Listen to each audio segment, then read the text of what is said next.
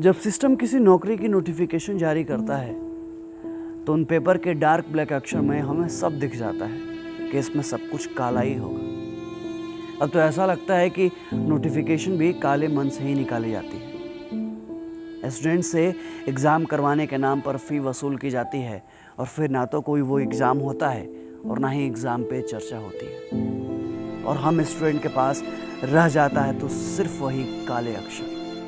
फिर भी उन काले अक्षरों को अपने छोटे से कमरे के बड़े से दीवार पर चिपका कर ही सांस में पढ़ाई करते हैं कि कभी तो सिस्टम और सिस्टम के लोगों को शर्म आएगी, कभी तो उन्हें हम बेरोजगारों पर तरस आएगी, या फिर कभी तो किसी बड़े अधिकारी मंत्री मीडिया को उन 2.5 करोड़ फॉर्म पर नजर जाएगी जिसका बत्ती बनाकर ये लोग देशभक्ति का दिया चला रहे हैं। लेकिन नहीं, तो ये मत भूलिए साहब कि हम युवाओं को भी दिया जलाने आता है।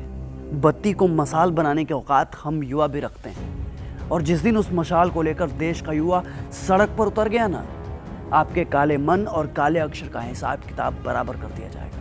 युवा भारत की बात होती है तो सरकार और मीडिया चैनल सीना ठोक कर इतराते हैं, पर वहीं बात बेरोजगार भारत की आती है तो सरकार और बड़े बड़े मीडिया चैनल्स की बत्ती गुल हो जाती है। सनद रहे सरकार, ये एनालॉग नहीं डिजिटल इंडिया है।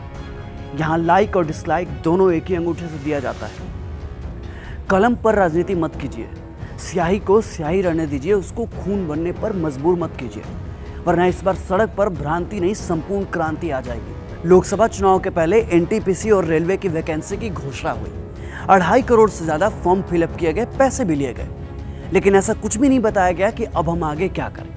लोकसभा के चुनाव भी फटाक से कर लिए जा रहे हैं और उसका रिजल्ट भी एकदम फिक्स डेट फिक्स टाइम पे आ रहा है। राज्यों में सरकार बनाने के लिए विधायक भी सेट हो जा रहा है। साला सिर्फ एग्जाम कंडक्ट करने वाली संस्था सेट नहीं हो पा रही है। कमाल है साहब।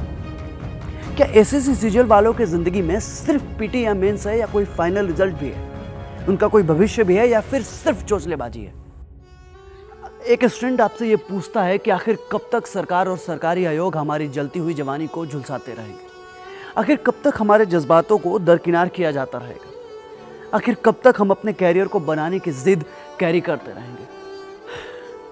2017 वाला भी एसएससी का रिजल्ट अटका पड़ा है। 2018-19 का तो छोड़ ही दीजिए। आरआरबी वालों का भी कोई पता नहीं है, और ये एनटीपीसी वाले भी हिमालय की गोद में समाधि ले चुके हैं। तो ऐसे में हम स्टूडेंट क्या करें? किससे कहें, कहाँ जाएं? कमजोर क्या आपको सिर्फ रेलवे और एसएससी वाले ही मिले? तो चेयरमैन साहब याद रखिएगा, आपके चेयर के चक्के को खिसकते अब देर नहीं लगेगी। इनसे कोई सवाल पूछो तो कहते हैं कि कोरोना है इसलिए लेट हो रहा है। अच्छी चांदी काट रहे हैं आप, वो भी कोरोना के नाम पर। जब नीट और जेईई के एग्जाम कराते हैं तो आपका कोरोना गायब हो जाता है। जब बीएड एंट्रेंस एग्जाम में सोशल डिस्टेंस की धज्जियां उड़वाते हैं तो आपका कोरोना क्वारंटीन हो जाता है। लेकिन बात जब हम अपने रिजल्ट की करते हैं तो कोरोना आ जाता है। सही चल रहा है, सही चल रहा है, लेकिन गलत ना हमारे साथ हो रहा है, और इस गलत का सही जवाब तो देना पड़ेगा आपको। देखिए साहब, हर चीज की ना एक लिमिट होती है। पेशेंस का भी पेशेंस होता है, और अब ना लिमिट भी लिमिट क्रॉस कर चुका है। इस देश का युवा चोट से ज्यादा वोट को प्रेफरेंस देता है, और जिस दिन अपने इंडेक्स फिंगर से ईवीएम पर प्रेस कर दिया ना, तो आपका बिका हुआ प्रेस भी कहीं का नहीं रह जाएगा। और मीडिया वालों की क्या बात करें साहब, वो तो शर्म को हॉर्लिक्स और ग्लूकोन डी में मिला के पी गए हैं। इन्हें देश की बेरोजगारी, युवाओं के टूटते हौसले और हम स्टूडेंट के बिखरते सपनों से कोई लेना देना नहीं है। मीडिया में चीन के माल के बहिष्कार की खबर चल रही है, पर इसी देश में हम युवाओं को, हम स्टूडेंट को बहिष्कृत किया जा रहा है। इससे किसी को कोई लेना देना नहीं। इन्हें दलित, हिंदू, मुस्लिम, ब्राह्मण सबकी खबर है, सिर्फ हम बेरोजगार स्टूडेंट की कानों कान खबर नहीं। तो बताइए ना साहब, हम आपका बाइकआउट क्यों ना करें जब आपने हमें सालों से बाइकआउट करके रखा है?